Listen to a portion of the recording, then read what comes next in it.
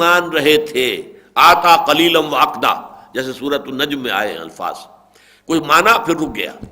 اسی طریقے سے انہوں نے شروع میں کچھ ماننا شروع کیا تھا، بعد میں جو ہے وہ جامد ہو گئے، یا یہ کہ دل میں تو وہ پوری طریقے سے جان چکے تھے لیکن زبان سے انکار کر رہے ہیں۔ ان الذین کفروا بعد ایمانہم ثم ازدادوا کفرا، پھر وہ اپنے کفر میں بڑھتے چلے گئے۔ لن تقبل توبتہم، ان کی توبہ اب کبھی قبول نہیں ہوگی۔ واولئک هم الضالون، اور یہی لوگ ہیں کہ جو انتہائی گمراہ ہیں، بھٹک گئے ہیں۔ ان الذین کفروا وماتوا وهم کفار، یقیناً وہ لوگ کہ جو مرے اسی حال میں، جنہوں نے کفر کیا اور مرے اسی حال میں کہ وہ کافر تھے، فلن يقبل من احدهم ملء الارض ذهبا ولو افتدى به، تو ان میں سے کسی ایک سے زمین کے برابر سونا بھی اگر وہ پیش کرے گا فدیے کے طور پر تو قبول نہیں کیا جائے گا۔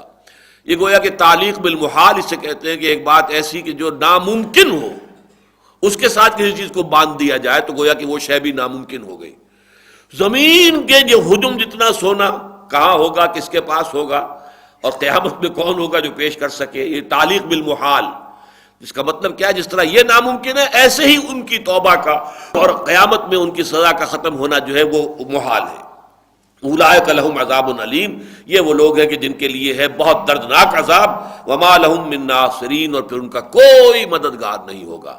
بارک اللہ لی ولکم فی القرآن العظیم ونفعنی وإیاکم بالآیات والذکر الحکیم۔